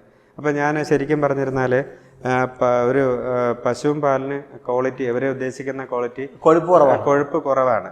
നോർമലി ഉണ്ട്, പക്ഷെ എന്നിരുന്നാലും നമ്മുടെ നാട്ടുകാരുടെ എന്ത് ചെയ്തിരുന്നാലും അതിനെ കുറ്റം കണ്ടെത്തുന്ന ഒരു സ്വഭാവം ഉണ്ട്. അപ്പൊ ഞാൻ അങ്ങനെ ഇരിക്കെ എനിക്ക് ഇതിനെക്കുറിച്ച് വ്യക്തമായിട്ടുള്ള അറിവുകളൊന്നും എനിക്കില്ലല്ലോ. അപ്പൊ ഞാൻ ശരിക്കും അന്ന് ഒരു എരുമയൊക്കെ വാങ്ങിച്ചിട്ട് 10 ലിറ്റർ പശുവും പാലിൽ 1 ലിറ്റർ എരുമപ്പാൽ ഒഴിച്ചിട്ടാണ് ഞാൻ ഈ ഹോട്ടലിലൊക്കെ കൊടുത്തിട്ടുള്ളത്. അപ്പോഴും മാറ്റം ഉണ്ടായെന്ന് ചോദിച്ചിരുന്നാല് കംപ്ലൈന്റ് ഒരു കാലത്തും നമുക്ക് മാറത്തില്ലല്ലോ, എന്തെങ്കിലും കുറ്റങ്ങൾ വന്നുകൊണ്ടേയിരിക്കും. പിന്നെ സീസൺ ബേസ് ചെയ്താണ് ആ മാർക്കറ്റ് ഉള്ളത്. ക്രമേണ എനിക്ക് പിന്നെ ഒരു എൻക്വയറി വന്നു. ആദ്യമായിട്ട് ഒരു ഷോപ്പിൽ നിന്ന് എനിക്ക് ആദ്യമായിട്ടൊരു ഓർഡർ വന്നു. അത് ആദ്യമായിട്ട് ബാലൻ എന്ന് പറയുന്ന ഒരാള് കോവളം ജംഗ്ഷനിലുള്ള ഒരാള് 60 പേർ പാല് ആദ്യമായിട്ട് എൻ്റെ ആദ്യമായിട്ട് എടുത്തത്. അതൊരു തീർച്ചയായിട്ടും ആദ്യമായിട്ടൊരു ഷോപ്പിൽ നിന്ന് എനിക്കൊരു എൻക്വയറി വരികയും ഞാൻ ആദ്യമായിട്ട് ബിസിനസ് എന്നുള്ള ഒരു ആശയം എന്നിൽ ഉണ്ടായ ഒരു ആശയം ഞാൻ കൺവേർട്ട് ചെയ്ത് ഷോപ്പിലെത്തിക്കുന്നത് ആദ്യം 60 കവർ പാല് കൊടുക്കാനുള്ള പശു. അപ്പം നമുക്ക് കാരണം 2 പശു എന്നാണല്ലോ തുടങ്ങിയത്. രണ്ട് പശുക്കളിൽ നിന്നുള്ള അതായത് 2 പശുക്കളിൽ നിന്ന് ക്രമേണ ഓരോ പശുക്കളായിട്ട് കൂട്ടി കൊണ്ടുവരുന്നത്. അതായത് നമ്മൾക്ക് ഇപ്പോൾ ഞാൻ ഈ 2 പശുക്കളിൽ തുടങ്ങുന്നെങ്കിലും പുല്ല് ഡെവലപ്പ് ചെയ്യുന്നതിനനുസരിച്ച് തന്നെ പശുവിന്റെ എണ്ണം കൂട്ടി കൊണ്ടുവരിക. അപ്പോൾ ഈ ഹോട്ടലിൽ കൊടുക്കണമെങ്കിൽ കുറച്ച് പാല് പോരല്ല കൂടുക. പക്ഷേ നമുക്ക് സീസൺ ബേസ് ചെയ്തായതുകൊണ്ടാണ് ഞാൻ ഇങ്ങനെ ചിന്തിക്കുകയും ഷോപ്പിലോട്ട് ശരിക്കും എൻക്വയറി വന്നപ്പോൾ മാത്രമാണ് അതിനെക്കുറിച്ച് ആലോചിക്കുന്നത്. അപ്പോൾ ഇങ്ങനെ ഒരു വലിയ സാധ്യത ആദ്യമായിട്ട് എനിക്ക് കിട്ടിയത് ആ ഷോപ്പിൽ നിന്നാണ്. അവിടെ നിന്നുകൊണ്ട് ഈ സാധാരണ ആൾക്കാർ ഓരോ സ്ഥലത്തായിട്ട് വാങ്ങിച്ചു കൊണ്ടുപോയാണ് ഈ ഷോപ്പുകളുടെ എണ്ണം കൂടുന്നത്. എണ്ണം കൂടി തുടങ്ങി. അങ്ങനെ കോവളം മൊത്തം എനിക്ക് നല്ല രീതിയിലുള്ള ഒരു മാർക്കറ്റ് കണ്ടെത്താൻ കഴിഞ്ഞു. 2 പശുവിൽ നിന്ന് കോവളം മാർക്കറ്റ് പിടിച്ചു. അങ്ങനെ പശുവിന്റെ എണ്ണം കൂട്ടി കൊണ്ടുവന്നു. അങ്ങനെ ഇരിക്കെ എനിക്ക് ഒരു കാര്യം ചോദിക്കട്ടെ, ഈ പാല് പാക്കറ്റിലാക്കുമ്പോൾ അത് കേടാവാതിരിക്കാൻ പാസ്ചറൈസേഷൻ പോലുള്ള സാങ്കേതിക കാര്യങ്ങൾ ചെയ്യണം. ഈ പാല് പാക്ക് ചെയ്ത് കൊടുക്കുമ്പോൾ കേടായി പോകില്ലേ? പാല് കേടായി പോകും. പക്ഷെ അന്നൊക്കെ ഈ നമ്മുടെ ആ ഒരു 5 കിലോമീറ്റർ 6 കിലോമീറ്റർ ചുറ്റുള്ളവരല്ലേ കൊടുക്കുന്നത്. അതും പാല് കറന്ന് അപ്പൊ തന്നെ കൊടുക്കുകയാണ്. അപ്പൊ കൊടുക്കുന്ന പച്ചപ്പാല് തന്നെയാണ് പാക്ക് ചെയ്ത് കൊടുക്കുന്നത്. പ്രോസസ്സിംഗ് ഒന്നുമില്ല. ഇല്ല. അപ്പൊ അത് പ്രോസസ്സിംഗിലോട്ടൊക്കെ വരുന്നതൊക്കെ പിന്നെയാണ്. ഫസ്റ്റ് നമുക്ക് എൻക്വയറി കൂടുതലായിട്ട് വരുന്നുണ്ട്, പശുക്കളുടെ എണ്ണം കൂടുന്നുണ്ട്. അപ്പോൾ അപ്പോഴത്തേക്കും എന്ത് ചെയ്യുന്നുണ്ട്, പാക്കിങ് പിന്നെ അതായത് നമ്മുടെ എണ്ണം കൂടുമ്പോഴത്തേക്ക് അതായത് പ്രൊഡക്ഷൻ കൂടുമ്പോഴത്തേക്ക് പിന്നെ അതിന്റെ ലൈഫിനെയൊക്കെ ബാധിക്കുമല്ലോ. അങ്ങനെയാണ് ഞാൻ BMC എന്നുള്ള ഒരു ഇതിലോട്ട് വരുന്നത്. അതായത് പാല് ചില്ല് ചെയ്ത് പാക്ക് ചെയ്ത് കൊടുക്കുക. അപ്പൊ കുറച്ചുകൂടെ ലൈഫ് കിട്ടും, കുറച്ചുകൂടെ നേരം കിട്ടും. അപ്പം പാക്കിംഗ് മെഷീൻ എടുക്കുന്നുണ്ട്. അപ്പൊ ചില്ല് ചെയ്ത് പാക്ക് ചെയ്ത് ലൈവായിട്ട് പച്ചപ്പാല് തന്നെ കൊടുത്തുകൊണ്ടിരിക്കുകയാണ്. അതെ. ആൾക്കാർ മേടിച്ചു തുടങ്ങി. അഭിപ്രായം കിട്ടി തുടങ്ങി. അതെ. അപ്പൊ അത് നല്ല രീതിയിലുള്ള ഒരു മാർക്കറ്റ്. അച്ഛനും അമ്മയൊക്കെ സപ്പോർട്ട് ചെയ്തോ? അച്ഛനും അമ്മയും സപ്പോർട്ടല്ല, അമ്മയുടെ സപ്പോർട്ട് മാത്രമേ ഉള്ളൂ. അമ്മയുടെ സപ്പോർട്ട്. അച്ഛൻ അപ്പോഴും എതിർപ്പാണ്. അച്ഛന് എതിർപ്പ് തന്നെയാണ്. ഇതുകൊണ്ട് രക്ഷപ്പെടില്ല മോനെ എന്നുള്ള നിലപാടിൽ തന്നെ നിൽക്കണം. അതെ. അപ്പോൾ ശരിക്കും പിന്നെ ഇത് അതായത് നമ്മുടെ പാക്ക് ചെയ്ത് ഒരു പരിധി കഴിഞ്ഞപ്പോഴത്തേക്ക് പിന്നെ പ്രോസസ്സിലോട്ട് പോവുകയാണ്. കാരണം പാല് പിന്നെ ചില്ല് ചെയ്ത് അതായത് ഓർഡർ കൂടുന്ന അനുസരിച്ചിട്ട് ലൈഫ് പോകുന്നുള്ളത് കൊണ്ട് തന്നെ ഞാൻ BMCയിൽ പാല് ചില്ല് ചെയ്ത് പാക്ക് ചെയ്ത് തുടങ്ങി. അപ്പൊ ഈ പശുക്കളെ കൊണ്ട് തന്നെ ഈ പാല് കൊടുക്കാൻ പര്യാപ്തമായി. ആദ്യമൊക്കെ പാല് ശരിക്കും അമ്മ പാല് ഒഴിച്ചു തരുമായിരുന്നു. ഞാൻ പാല് സെയിൽ ചെയ്ത് അങ്ങനെയാണ് ഞാൻ കൊടുത്തുകൊണ്ടിരുന്നത്. കാരണം ഇതിന് സപ്പോർട്ടീവായിട്ട് അമ്മ മാത്രമാണ് എനിക്ക് ആദ്യം ഉണ്ടായിരുന്നത്. അമ്മ മാത്രമാണ്. ആണ്. അതായത് അതിനൊന്നും പ്രസക്തി ഇല്ലല്ലോ. ഇപ്പൊ ഞാൻ ചെയ്തുകൊണ്ടിരിക്കുകയല്ലേ. കാരണം 24 hours ഞാൻ ജോലി ചെയ്തുകൊണ്ടിരിക്കുമ്പോഴത്തേക്ക് ഒരിക്കലും അച്ഛൻ ഇനി വേറെ ഒന്നും പറയാൻ പറ്റത്തില്ല. അമ്മയുടെ സപ്പോർട്ട് ഒഴിവാക്കാനും പറ്റത്തില്ല. കാരണം എത്രയായിരുന്നാലും മക്കളല്ലേ. അല്ല, ഒരു ഡിഗ്രി പഠിച്ച മകൻ ഡിഗ്രിക്ക് പോയിട്ടുണ്ട്, ഡിഗ്രിക്ക് പഠിപ്പിക്കുന്നു. ഡിഗ്രി പഠിച്ചൊരു മകന് ഗവൺമെന്റ് ജോലി കിട്ടണം എന്നുള്ളതായിരിക്കും അച്ഛൻ്റെ സ്വപ്നം. ജോലിയായിരിക്കും. ആ രീതിയിൽ തന്നെ ചിന്തിച്ചുകൊണ്ടിരിക്കുകയാണ്. അമ്മ പക്ഷെ മകനെ സപ്പോർട്ട് ചെയ്യാണ്. അമ്മ സപ്പോർട്ട് ചെയ്യുന്നതിന് കാരണം വെച്ചിരുന്നാൽ ഞാൻ അത്ര തീവ്രമായിട്ടാണ് ഈ കാര്യങ്ങളെല്ലാം ചെയ്തിരുന്നത്. പിന്നെ അത് മാത്രമല്ല, എനിക്ക് പിന്നെ ഗവൺമെന്റ് ജോലി കിട്ടി. അതായത് ഇതിനിടയിൽ തന്നെ എനിക്ക് ഗവൺമെന്റ് ജോലിയും കിട്ടി. ആ ഗവൺമെന്റ് ജോലി കിട്ടിയതിന് ഞാൻ പോകാത്തത് കൊണ്ട്, കാരണം ഞാൻ ഇതെല്ലാം തന്നെ ഒളിച്ചു വെച്ചു. കാരണം അറിയിച്ചില്ല.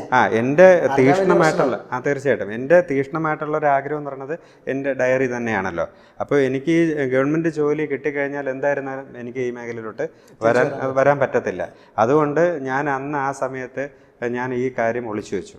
അന്ന് ഗവൺമെൻറ് ജോലി കിട്ടിയത് ആരെയും അറിയിച്ചില്ല. കാരണം എൻ്റെ അച്ഛനറിയാം, മമ്മ വന്ന കാര്യങ്ങളെല്ലാം തന്നെ അറിയാം. പക്ഷേ ഞാനിത് ഇതിന് ഇത്ര ടൈമിനകത്ത് നമ്മൾ കൊടുക്കുകയും എല്ലാം ജോലി കയറുകയും വേണം. പക്ഷേ ഞാനിതെല്ലാം ഒളിച്ചു വയ്ക്കുകയും പതിയാണ് അച്ഛനെ അറിയുന്നതും വലിയ പ്രശ്നങ്ങളിലോട്ട് പോകുന്നതും. അതെ.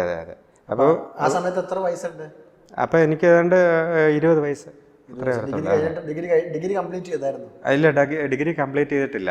ഡിഗ്രി കംപ്ലീറ്റ് ചെയ്യാൻ വേണ്ടിയിട്ട് ഞാൻ സെക്കൻഡ് ഇയർ ആവുന്ന സമയത്ത് ഞാൻ വളരെ ഭംഗിയായിട്ട് ഈ മേഖലയിലോട്ട് വളരെ തീക്ഷ്ണമായിട്ട് ഇറങ്ങിയിട്ടുണ്ടായിരുന്നു. അപ്പം ശരിക്കും അച്ഛനടുത്ത് ഇതൊന്നും നമുക്ക് അവതരിപ്പിക്കാൻ പറ്റാത്തത് കൊണ്ടും എനിക്കിതിലോട്ട് പൂർണ്ണമായിട്ട് ഇറങ്ങാൻ വേണ്ടിയിട്ടും ഞാൻ അമ്മയുടെ അടുത്ത് ഈ ഒരു മൗനാനുവാദം ഞാൻ വാങ്ങിയിട്ടുണ്ടായിരുന്നു. പഠിത്തം നിർത്താനൊന്നും സമ്മതിച്ചില്ല. കാരണം വെച്ചിരുന്നാലും ഞാൻ പഠിച്ചുകൊണ്ടിരിക്കുന്ന സമയത്ത് ഞാൻ അമ്മയുടെ അടുത്ത് ചോദിക്കുകയാണ്, ഞാൻ എന്തായിരുന്നാലും ഇത്ര മാത്രം കഷ്ടപ്പെട്ട് ഞാൻ ഇത്രത്തോളം എത്തിയ സ്ഥിതിക്ക് ഞാൻ ഇനിയും എൻ്റെ ഈ സമയം ഡിഗ്രിക്ക് വേണ്ടി കാരണം ഞാൻ ഗവൺമെൻറ് ജോലിക്ക് പോകാൻ ഉദ്ദേശിക്കുന്നില്ല. അപ്പോൾ എനിക്ക് ഈ ഡയറി മേഖല തന്നെയാണ് ഞാൻ പൂർണ്ണമായിട്ടും തിരഞ്ഞെടുത്തിരിക്കുന്നത്. അപ്പോൾ ഇനി എനിക്ക് ഒരു വർഷവും കൂടെ പാഴാക്കാൻ എനിക്ക് താല്പര്യമില്ല. അതുകൊണ്ട് എന്നെ എതിർക്കരുതെന്ന് ഞാൻ പറഞ്ഞു. തീർച്ചയായിട്ടും. പക്ഷേ ഒരു കാരണവശാലും അമ്മയ്ക്കൊന്നും, അതായത് അച്ഛൻ ഒരു ഭയമുണ്ട്. തീർച്ചയായിട്ടും അമ്മ അത് അനുവദിക്കാൻ പറ്റത്തില്ല. സഹോദരങ്ങളറിയും, അച്ഛനറിയും. അപ്പോൾ ഇതിൻ്റെ ഇടയിലൊക്കെ അമ്മയുടെ ഒരു പ്രതിസന്ധി പറഞ്ഞാൽ വല്ലാത്തൊരു കാര്യമാണ്. അപ്പോൾ ഒരിക്കലും അനുവദിക്കാൻ പറ്റത്തില്ല. പക്ഷേ നിരന്തരമായിട്ടുള്ള എൻ്റെ സംഭാഷണത്തിലൂടെ അമ്മയ്ക്ക് മനസ്സിലാവുന്നുണ്ട്. കാരണം ഞാൻ ഇതിൽ നിന്ന് പിന്മാറത്തില്ല എന്ന് അമ്മയ്ക്ക് നന്നായിട്ട് അറിയാം. ഒരു തരത്തിലും അങ്ങനെ മാറ്റാൻ പറ്റത്തില്ല എന്ന് അറിഞ്ഞപ്പോഴത്തേക്ക് പിന്നെ എൻ്റെ അടുത്ത് ഒന്നും മിണ്ടിയിട്ടില്ല. കാരണം ഞാനിപ്പോൾ ഡിഗ്രി പാസ്സായിട്ടുണ്ടെന്നോ പാസ്സായില്ലെന്നോ എൻ്റെ ഫാമിലിയിലുള്ള ആർക്കും തന്നെ അറിയത്തില്ല. ഇപ്പോഴും അറിയത്തില്ല. അത് അമ്മയ്ക്ക് മാത്രമേ അറിയത്തുള്ളൂ, വേറെ ആർക്കും തന്നെ അറിയത്തില്ല.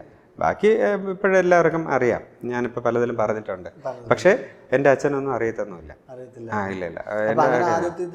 ഈ സമയത്ത് അമ്മയുടെ ഒരു സപ്പോർട്ട് ഉണ്ട്, അച്ഛനെ എതിർത്തേക്കുന്നു. ആദ്യത്തെ ഒരു പ്ലാന്റ് രൂപീകരിക്കുകയാണ്.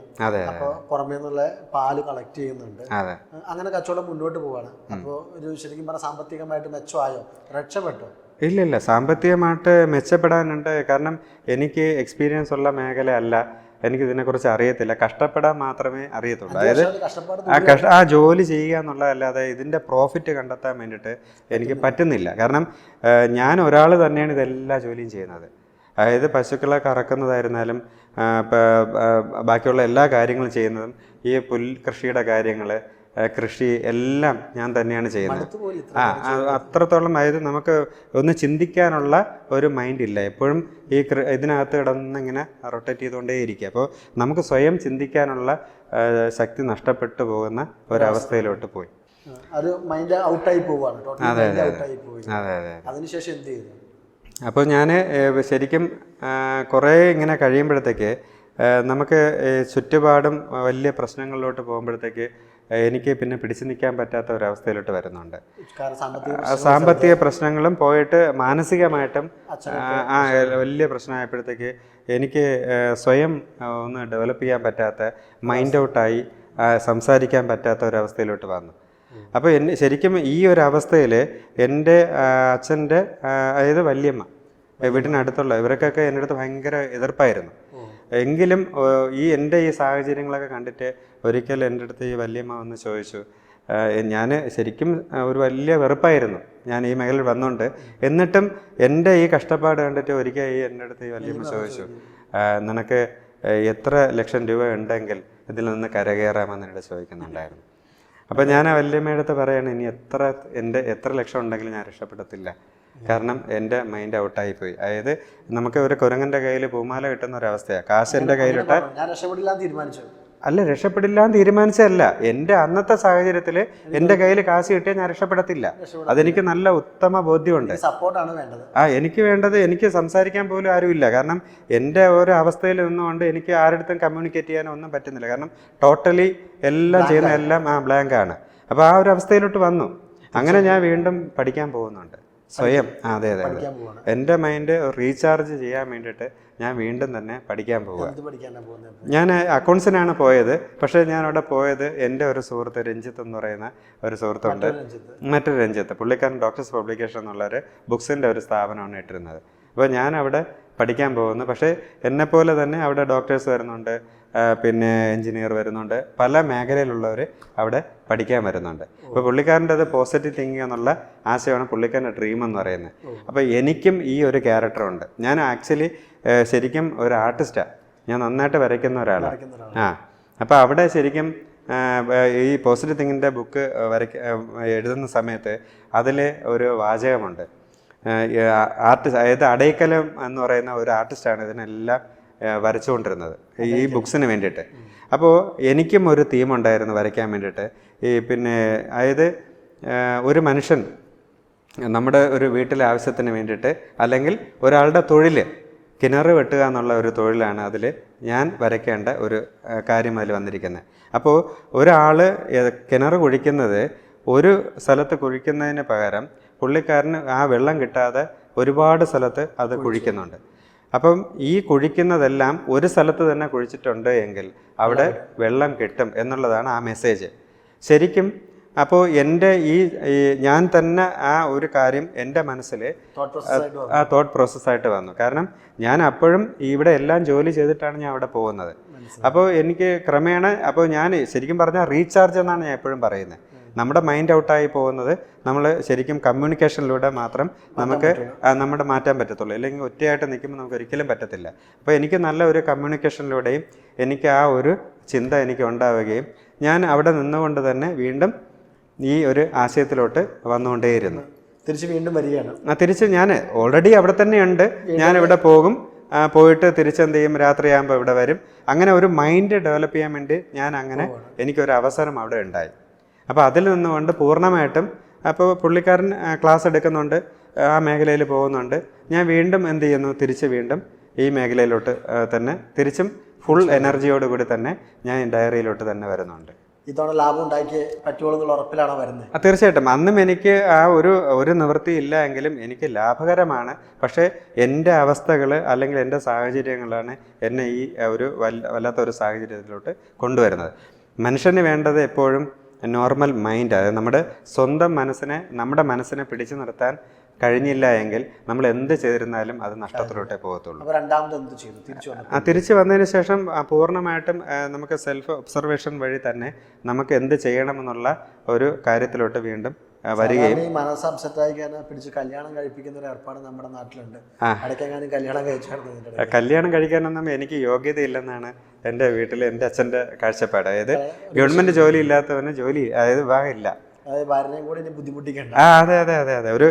ഒരു കർഷകനായിട്ടുള്ള ഒരാൾക്ക് അല്ലെങ്കിൽ പശുവിനെ വളർത്തുന്ന ഒരുത്തന് എങ്ങനെയാണ് അച്ഛൻ്റെ കാഴ്ചപ്പാടില്, ഞങ്ങളുടെ ഫാമിലിയില്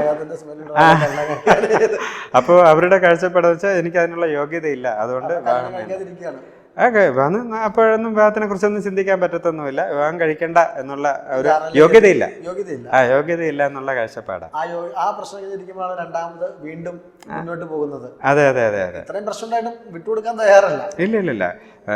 ശരിക്കും എൻ്റെ അതാണ് നമ്മുടെ ഒരു ലക്ഷ്യത്തിലോട്ട് പോകുമ്പോഴത്തേക്ക് പിന്നെ ഞാൻ പ്ലാൻ ചെയ്ത് വെച്ചേക്കും. നമ്മുടെ മനസ്സിൽ ഒരു പ്ലാൻ ചെയ്യുന്ന ഒരു കാര്യം ഇനി എന്ത് പ്രശ്നം വന്നിരുന്നാലും മാറത്തില്ല എന്നുള്ളതാണ് എൻ്റെ ഒരു പ്രത്യേകത എന്ന് പറയുന്നത്. കാരണം ഉള്ളിൽ ഒരു കാര്യം ഉണ്ടെങ്കിൽ തീർച്ചയായിട്ടും അത് സക്സസ് ആയിരിക്കും, അതിലൊരു സംശയമില്ല. ഇല്ലെങ്കിൽ ശരിക്കും എൻ്റെ തോട്ട് എന്താണ്, ഇപ്പം കാർഷിക മേഖലയിൽ ആർക്കും താല്പര്യമില്ലാത്തൊരു കാര്യം സക്സസ് ആക്കി കാണിച്ചു കൊടുക്കുക എന്നുള്ളതാണല്ലോ എൻ്റെ ലക്ഷ്യം എന്ന് പറയുന്നത്. അപ്പം അതിലോട്ട് കൊണ്ടുവരിക എന്നുള്ളതാണ്. അപ്പം പല പ്രതിസന്ധി വരുമ്പോഴത്തേക്കും നമുക്കത് കൈവിട്ട് പോകുന്നുണ്ട്. എന്നിരുന്നാലും തിരിച്ചും അതിലോട്ട് വരിക എന്നുള്ള പല കാരണങ്ങളായിട്ട് അല്ലെങ്കിൽ സാഹചര്യങ്ങൾ നമ്മൾ അതിലെത്തിക്കും. നമ്മുടെ അതെ നിരന്തരമായിട്ടുള്ള ആ ഒരു പ്രോസസ്സിലൂടെ വീണ്ടും അതിലോട്ട് തന്നെ വരുന്നുണ്ട്. ശരിക്കും അതിന് ശേഷം പിന്നെ പാക്കിംഗ് എല്ലാമായി ഒരു നല്ല രീതിയിലുള്ള ഒരു ബ്രാൻഡ്, അതായത് ബ്രാൻഡ് ഡെവലപ്പ് ചെയ്തിട്ടില്ല. ഈ പാല് നല്ല രീതിയിലുള്ള വിപണിയിലോട്ട് വന്നപ്പോഴത്തേക്ക് ഞാൻ കൊടുക്കുന്നത് പോലെ തന്നെ പലരും അനുകരിച്ചു തുടങ്ങി, കോപ്പി ചെയ്യാൻ തുടങ്ങി. അങ്ങനെ കൊടുത്തു തുടങ്ങിയപ്പോഴത്തേക്ക് ഈ ആൾക്കാർ, കസ്റ്റമേഴ്സ് എല്ലാം അല്ലെങ്കിൽ കടക്കാരെല്ലാം കൂടെ എൻ്റെ അടുത്ത് അഭിപ്രായപ്പെട്ടു, ഇത് ഇങ്ങനെ ഏതാണ് നമുക്ക് തിരിച്ചറിയാൻ പറ്റത്തില്ല, നിങ്ങളൊരു ബ്രാൻഡ് ഇടണമെന്ന് പറഞ്ഞു. അപ്പോൾ അങ്ങനെയാണ് ഇത് ശരിക്കും ഒരു ബ്രാൻഡിലോട്ട് വരുന്നത്. അപ്പോൾ എൻ്റെ മനസ്സിൽ ഒരു ബ്രാൻഡ് എന്നുള്ളത് ഒരു ആശയം ഉണ്ടായപ്പോഴത്തേക്ക് അമ്മയുടെ പേര് തന്നെ വരണം എന്നുള്ളതാണ് ഉറച്ച തീരുമാനം. അമ്മയുടെ പേരിൽ തന്നെ ഒരു പേര് വരണം എന്നുള്ളത്. അപ്പോൾ അമ്മയുടെ പേര് ഇന്ദിരാദേവി എന്നുള്ളതാണ് അമ്മയുടെ പേര്. അപ്പോൾ അമ്മയുടെ പേര് അതെ ID. അപ്പോൾ ഇന്ദിരാദേവി എന്നുള്ള പേര് ഇടാൻ പറ്റത്തില്ല. അതിൻ്റെ ഷോർട്ട് ഫോം ആയിട്ടുള്ളത് ഐയും ഡിയും. ഇന്ദിരാദേവിയുടെ ഐയും ഡിയും ആണ് ID മിൽക്ക് എന്നുള്ള ഒരു ബ്രാൻഡായിട്ട് മാറുന്നത്, അമ്മയുടെ പേരിൽ ചെയ്യുന്നത്. അപ്പോൾ ഇത് പാക്ക് എല്ലാം ചെയ്ത് ഒരു ബ്രാൻഡ് ആക്കിയപ്പോഴത്തേക്ക് ഞാൻ അതെ അതെ അതെ അമ്മയുടെ പേര് തന്നെ ഇട്ടേ പറ്റത്തുള്ളൂ. അങ്ങനെ ഈ പാക്കറ്റുമായിട്ട് ഞാൻ അച്ഛൻ്റെ മുമ്പിൽ കൊണ്ടു കൊടുക്കുകയാണ്. അപ്പോൾ അച്ഛൻ സന്തോഷമായി, നോക്കിയിട്ട് പറഞ്ഞു അപ്പം അമ്മയുടെ പേര് തന്നെയാണല്ലോ ഇട്ടേക്കുന്നത് ID എന്നുള്ളത്. അപ്പോൾ അതിൽ ഒരുപാട് സംസാരിക്കാനും മനസ്സിൽ എന്തെങ്കിലും ആശയം ഉണ്ടായിരിക്കും, ഒന്നും മിണ്ടിയിട്ടില്ല. അച്ഛൻ ഹാപ്പി ആയിരിക്കാം, ഒന്നും മിണ്ടിയിട്ടില്ല. ഞാൻ എൻ്റെ കടമ ഞാൻ ചെയ്തു, ഒരു ബ്രാൻഡാക്കി അച്ഛൻ്റെ കയ്യിൽ ഒന്ന് കൊണ്ടു കൊടുക്കുകയാണ്. പിന്നെ ശരിക്കും സങ്കടം തോന്നി എന്നുള്ളത് നമുക്കിത് ഈ കാര്യങ്ങളെല്ലാം പറഞ്ഞതിന് ശേഷം എൻ്റെ അച്ഛൻ ഒരിക്കൽ ഞങ്ങളിപ്പോൾ എത്രയൊക്കെ ഈ ബിസിനസ് ചെയ്തിരുന്നാലും സാമ്പത്തിക പ്രതിസന്ധി എന്നുള്ള വലിയൊരു ഘടകമാണ്. അപ്പോൾ എനിക്ക് ഒരു സാമ്പത്തികം ഇനി വേണമെങ്കിൽ ലോണിൻ്റെ ഒരു അത്യാവശ്യമുള്ളൊരു ഘട്ടത്തിലോട്ട് വന്നു. അപ്പോൾ സ്വാഭാവികമായിട്ടും ലോൺ കിട്ടണമെങ്കിൽ പ്രോപ്പർട്ടി വെച്ചേ പറ്റത്തുള്ളൂ. അപ്പോൾ അച്ഛനുമായിട്ട് ഞാൻ അത്ര രസത്തിലും അച്ഛനുമായിട്ട് ഒരിക്കലും രസത്തിലും അല്ല, അച്ഛനെ ഒരിക്കലും അനുവദിക്കുന്നുമില്ല. അപ്പോൾ ഞാൻ ലോണിന് വേണ്ടിയിട്ട് പോയി. ആദ്യമായിട്ട് എടുക്കുന്നത് ഒരു 2 ലക്ഷം രൂപയുടെ ലോണാണ്. അപ്പോൾ അതിന് 2000 രൂപ അടച്ചാൽ മതി. അതുപോലും എനിക്ക് അന്നത്തെ സാഹചര്യത്തിൽ എനിക്ക് അടയ്ക്കാൻ പറ്റിയിട്ടില്ല. രണ്ടാമത് ഒരു ലോൺ എടുത്ത് 15 ലക്ഷം രൂപയുടെ ഒരു ലോണാണ് ഞാൻ എടുക്കുന്നത്.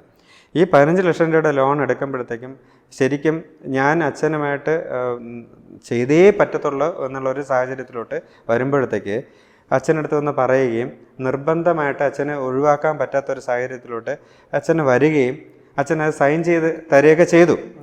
പക്ഷേ എൻ്റെ അച്ഛൻ എൻ്റെ അടുത്ത് ഒരു ചോദ്യം ചോദിച്ചു. ഈ 15 ലക്ഷം രൂപ, 15 ലക്ഷം എന്ന് പറഞ്ഞാൽ ഇന്നത്തെ 15 കോടിക്ക് തുല്യമായിട്ടുള്ള വിലയാണ്. അപ്പോൾ ഇതെന്ന് വെച്ചാൽ ഫാമിലി പ്രോപ്പർട്ടിയാണ്, ഞങ്ങൾക്ക് 3 പേർക്കും അവകാശമുള്ള പ്രോപ്പർട്ടിയാണ്. അപ്പോൾ ഈ പ്രോപ്പർട്ടിക്ക് എന്ത് ഗ്യാരണ്ടി എന്ന് ചോദിച്ചു, എൻ്റെ അച്ഛൻ എന്നോട് ചോദിച്ചു. അതായത് ഗ്യാരണ്ടി മീൻസ് ഇപ്പോൾ ഞാൻ ഇത്ര മാത്രം കഷ്ടപ്പെടുമ്പോൾ ഏത് സമയത്തും മരണം സംഭവിക്കാം.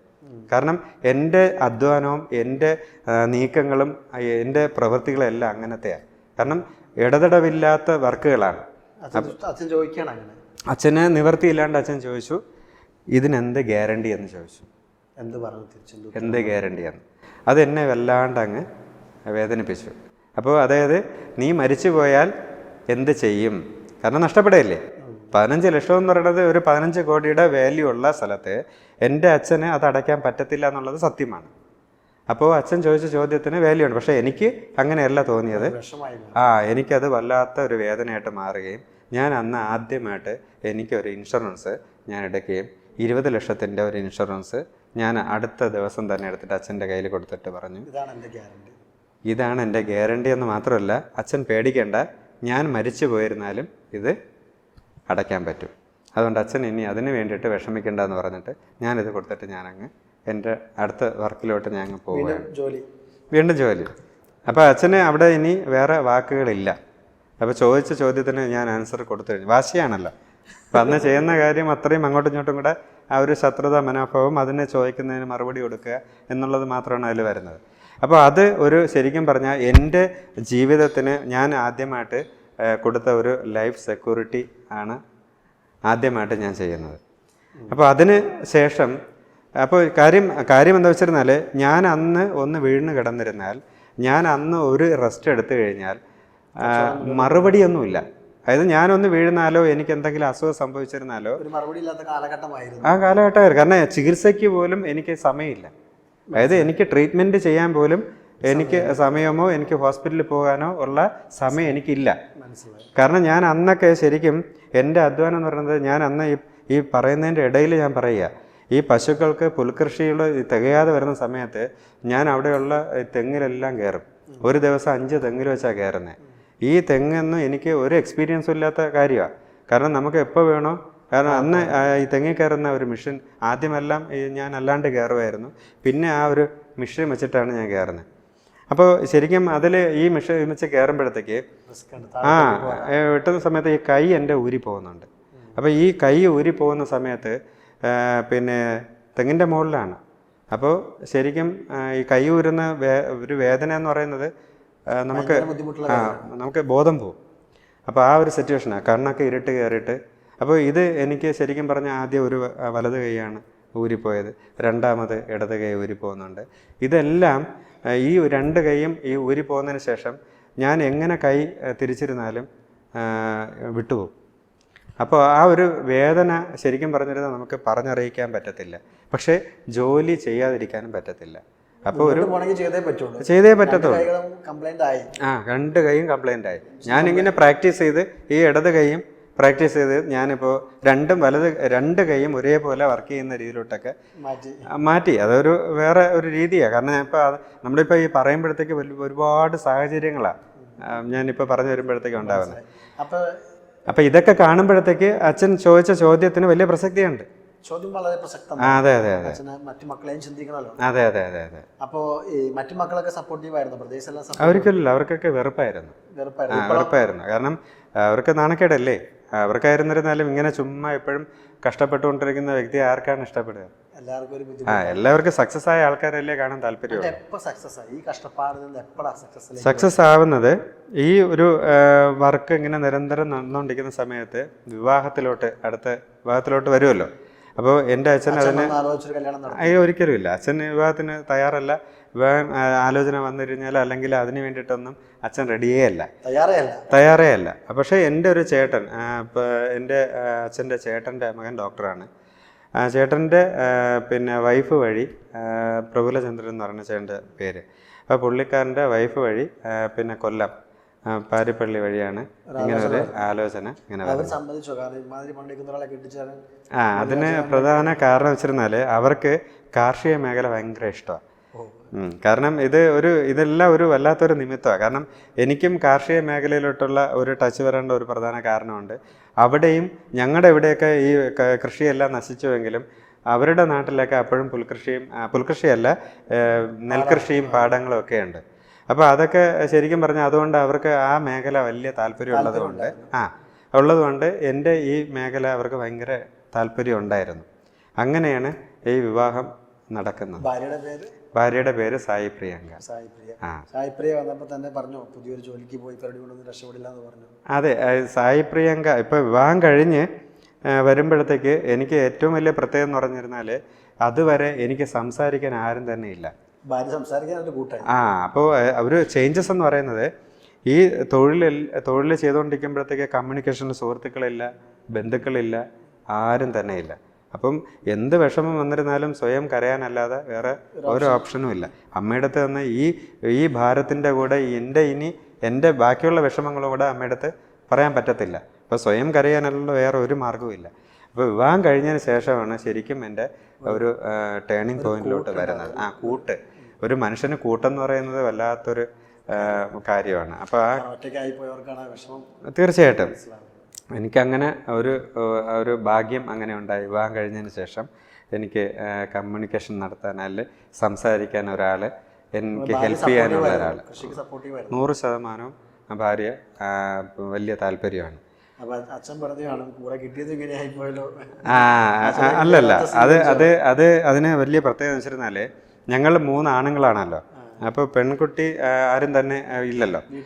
അപ്പോൾ എൻ്റെ വീട്ടിൽ ഞാൻ ആദ്യമായിട്ട് ഇപ്പോൾ വിവാഹം കഴിച്ച ഭാര്യ വന്നതിന് ശേഷം വൈഫിൻ്റെ ക്യാരക്ടർ എന്ന് പറയുന്നത് ഭയങ്കര പ്രസൻറ്റ് മൈൻഡാണ്. എല്ലാവരുടെ വലിയ നല്ല രീതിയിൽ. ഇപ്പം ഞാനിപ്പോൾ ഒരു അന്തർമുഖനാണ്, അധികം ആരുടെ സംസാരിക്കത്തുന്ന ഒരു സാഹചര്യം. കാരണം അങ്ങനെ വളർന്നതാണ്. വൈഫ് അങ്ങനെയല്ല, എല്ലാവരും നല്ല രീതിയിൽ ഇടപെടുന്ന സംസാരിക്കുന്ന ഒരാൾ. അപ്പോൾ അച്ഛന് ശരിക്കും പറഞ്ഞാൽ ഒരു മകളെ കിട്ടിയതുപോലെയാണ്. അത് മാത്രമല്ല, എല്ലാത്തിനും മുമ്പിലുണ്ടാവും, വൈഫ് ഉണ്ടാവും. അപ്പോൾ അത് എൻ്റെ വീട്ടിൽ എനിക്ക് ഒരു വലിയ ഒരു ടേണിംഗ് പോയിൻ്റാണ്, അല്ലെങ്കിൽ ഒരു ഐശ്വര്യമാണ് എനിക്കുണ്ടായത്. അപ്പോൾ വിവാഹം കഴിഞ്ഞതിന് ശേഷം സാമ്പത്തികമായിട്ടുള്ള പ്രശ്നം പരിഹരിക്കുന്ന ആദ്യത്തെ ഒരു കാര്യം എന്ന് വെച്ചാൽ വൈഫിൻ്റെ സ്വർണം എല്ലാം കൂടെ എൻ്റെ വൈഫിൻ്റെ അമ്മ വന്ന് പറയാണ്, ഇതെല്ലാം പിന്നെ നിനക്ക് എന്താണ് ആവശ്യമുള്ളത് വിൽക്കാൻ പറഞ്ഞു. പണയം വെക്കാനല്ല പറഞ്ഞത്, വിൽക്കാൻ പറഞ്ഞു. ശരിക്കും അന്നൊക്കെ നല്ല വിലയുള്ള സമയമാണ്. അപ്പോൾ ഞാൻ വിവാഹം കഴിഞ്ഞ് അടുത്ത ദിവസം ഞാനും വൈഫും കൂടെ കൊണ്ടുവന്ന് വിൽക്കുക. വിറ്റെന്ന് തന്നെ വിറ്റിട്ട് ശരിക്കും ബിസിനസ് അടുത്ത സ്റ്റെപ്പിലോട്ട് കൊണ്ടുപോകുന്നുണ്ട്. അതൊരു രണ്ടാമത്തെ ഒരു ടേണിംഗ് പോയിന്റിലോട്ട് മാറി. തീർച്ചയായിട്ടും പൊതുവെ ഒരു സ്ത്രീകളും ചെയ്യാത്ത കാര്യമാണ്. അതെ അതെ അതെ, ഒരു അസറ്റായിട്ട് കാണുന്നുണ്ട്. പെൺകുട്ടികൾ എന്ന് വെച്ചാൽ സ്വർണ്ണം അവരുടെ ഒരു അസറ്റാണ്, അവർ സൂക്ഷിച്ചു വെക്കുന്നത്. അതെ അതെ അതെ, അത് വിറ്റ് വീണ്ടും കച്ചവടത്തിലേക്ക് വരികയാണ്. തീർച്ചയായിട്ടും. പിന്നെ അടുത്തൊരു സ്റ്റെപ്പിലോട്ട് പോകുന്നുണ്ട്. അത് വെച്ചിട്ട് ഞാൻ കുറേ കൂടെ പ്രോസസ്സിങ്ങിലോട്ട് വരുന്നുണ്ട്. പാക്കിങ്ങിൻ്റെ കാര്യങ്ങളെല്ലാം വൈഫ് നോക്കുന്നുണ്ട്. ഞാൻ വൈഫിന് പ്രോസസ്സിങ് പഠിപ്പിച്ചു കൊടുത്തു. അതെ അതെ, കാരണം ഞാൻ മാത്രം ചെയ്തുകൊണ്ടിരുന്ന ഒരു കാര്യത്തിൽ നിന്നുകൊണ്ട് എനിക്ക് ഷെയർ ചെയ്യാൻ ഒരാളായി. ഞാൻ ആ സമയത്താണ് ശരിക്കും ഉറങ്ങുന്നത് തന്നെ. ഇപ്പോൾ വൈഫ് ഈ പ്രോസസ്സിംഗ് ഒക്കെ പഠിച്ചു പാക്കിംഗ് വൈഫ് കൈകാര്യം ചെയ്യുന്ന സമയത്ത് ആണ് ഞാൻ ഉറങ്ങുന്നത്. ഉറക്കം കിട്ടുന്നത് അങ്ങനെയാണ്. കാരണം വെച്ചിരുന്നാൽ ആ സമയം അത്രയും എനിക്ക് ഉറങ്ങാം. അപ്പോൾ ഓരോ മേഖലയും വൈഫ് എന്നെ ഹെൽപ്പ് ചെയ്തതോടുകൂടി എനിക്ക് വലിയൊരു ആശ്വാസമായിട്ട് മാറി. ബിസിനസ്സിൻ്റെ ഡെവലപ്മെൻറ്റ് അതിലൂടെയാണ് വരുന്നത്. ഒന്ന് ഫസ്റ്റ് എൻ്റെ അമ്മ എന്നുള്ള രണ്ട് സ്ത്രീകൾ തന്നെയാണ്. ഇപ്പോൾ ശരിക്കും ആദ്യം ഹെൽപ്പ് ചെയ്യുന്ന എൻ്റെ അമ്മ, രണ്ടാമത് ഹെൽപ്പ് ചെയ്യുന്നത് എൻ്റെ വൈഫാണ്. അപ്പോൾ ഇതൊരു വലിയൊരു ടേണിംഗ് പോയിന്റ്.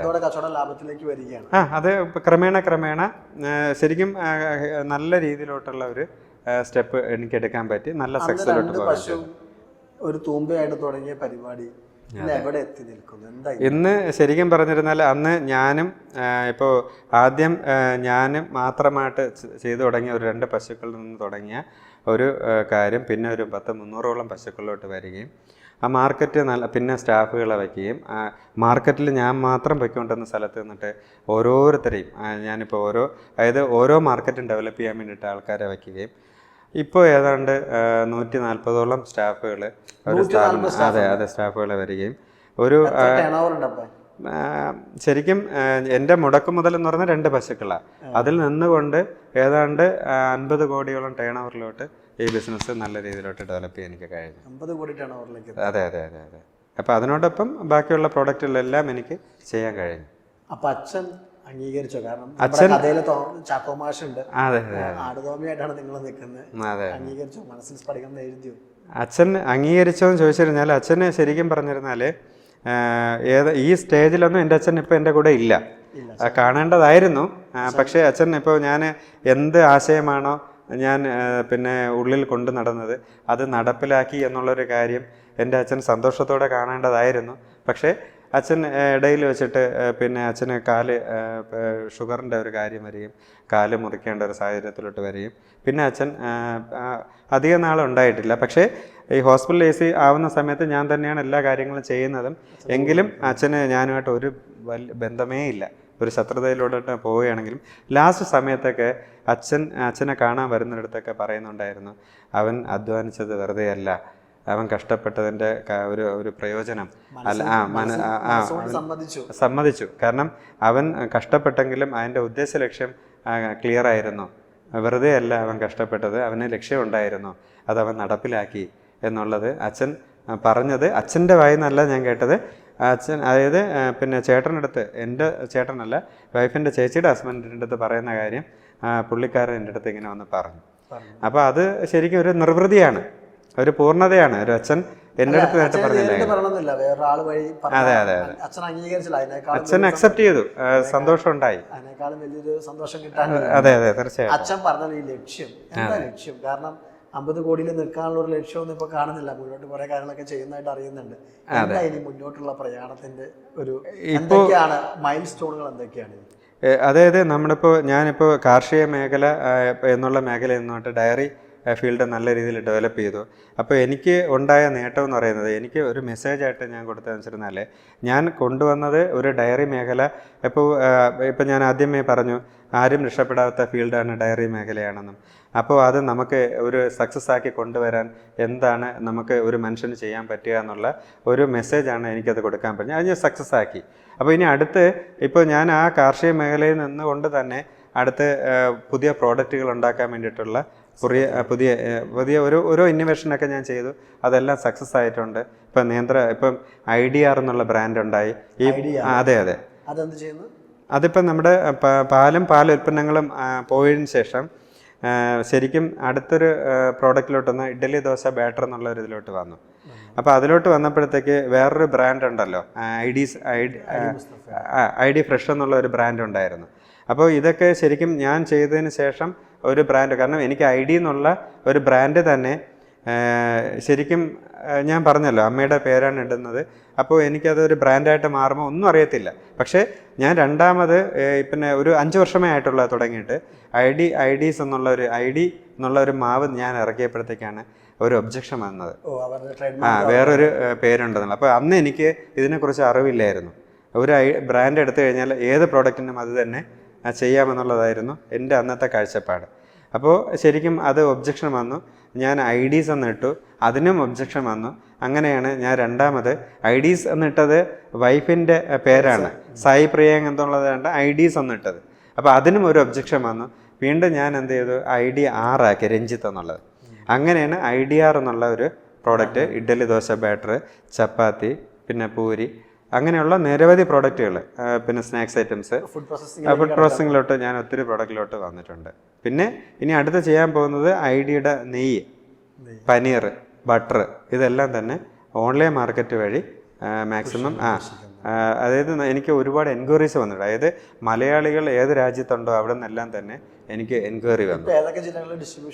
ഇപ്പം ശരിക്കും ഞാൻ 3 ജില്ലകളാണ് ചെയ്തുകൊണ്ടിരുന്നത്. ഇപ്പോൾ 2 ജില്ലയിൽ നല്ല കോൺസെൻട്രേറ്റ് ചെയ്യുന്നുണ്ട്. പോയിട്ട് പിന്നെ ഫുഡ് പ്രോഡക്റ്റ് എല്ലാം തന്നെ എല്ലാ രാജ്യങ്ങളിലും എത്തിക്കാനുള്ള ഒരു പ്ലാൻ. കാരണം എനിക്ക് അത്രത്തോളം എൻക്വയറി വരുന്നുണ്ടായിരുന്നു. ഞാനിപ്പോൾ 10 ഏക്കറോളം വാഴ കൃഷി ചെയ്തു, നേന്ത്രവാഴ കൃഷി ചെയ്തു. അത് പിന്നെ കുഞ്ഞുങ്ങൾക്ക് ബേബി പൗഡറാക്കി കൊടുക്കാനും നല്ല പ്രോഡക്റ്റ്, അതായത് നമ്മുടെ ജൈവവളത്തിൽ ചെയ്ത കൃഷി രീതിയാണ്. അപ്പോൾ അത് തന്നെ പിന്നെ കുഞ്ഞുങ്ങൾക്ക് ബേബി പൗഡറാക്കി കൊടുക്കാനും, അതുപോലെ തന്നെ നേന്ത്ര ചിപ്സ് ഉണ്ടല്ലോ, അങ്ങനെയുള്ള പ്രോഡക്റ്റുകൾ എല്ലാം തന്നെ ഓൺലൈൻ വഴി. പിന്നെ അതുപോലെ തന്നെ നമ്മുടെ ഇന്ന് അന്യം നിന്ന് പോയ ഒരു വാഴത്തട തോരൻ, അല്ലെ കൂമ്പ് തോരൻ, ഇതൊക്കെ തന്നെ ശരിക്കും ഞാനൊരു പ്രോസസ്സിലൂടെ കൊണ്ടുവന്നിട്ട് അത് ഡ്രൈ ആക്കി അതും ഓൺലൈൻ വഴി വിപണനം ചെയ്യാനുള്ള എല്ലാ കൾട്ടിവേഷൻ എല്ലാം കഴിഞ്ഞു. അപ്പോൾ ആ ഒരു സ്റ്റെപ്പിൽ വന്ന് നിൽക്കുന്നുണ്ട്, എപ്പോഴും വലിയൊരു പ്രോസസ്സിലോട്ട് വന്ന് നിൽക്കുന്നുണ്ട്. വളരെ സന്തോഷം, വളരെ സന്തോഷം. നമ്മൾ പണ്ട് ചെറുപ്പത്തിൽ ഒരു കവിത കേട്ടിട്ടുണ്ട്, പരിശ്രമം ചെയ്യുക എന്തിനേയും വശത്തിലാക്കാൻ കഴിവുള്ള വണ്ണം ദീർഘമാം കരങ്ങളെ നൽകിയത്രേ മനുഷ്യനെ പാറിലേക്ക് അയച്ച ദീശൻ എന്ന്. 2 കൈകൾ കൊണ്ട് കൃത്യമായി ജോലി ചെയ്ത് നീണ്ട അധ്വാനത്തിലൂടെ 2 പശുവിൽ നിന്ന് 50 കോടി ടേൺ ഓവറിലേക്ക് എത്തിയ രഞ്ജിത്തിൻ്റെ കഥയാണ് നമ്മൾ കേട്ടത്. രഞ്ജിത്തിന് എല്ലാ ഭാവുകങ്ങളും നേരുന്നു. 50 കോടിയിൽ നിന്ന് 100 കോടിയിലേക്കും 100-ൽ നിന്ന് 1000 കോടിയിലേക്കും എത്തട്ടെ എന്ന് ആശംസിക്കുന്നു. എല്ലാവിധ ഭാവുകളും നേരുന്നു രഞ്ജിത്ത്. Thank you. സന്തോഷം. ഓക്കെ.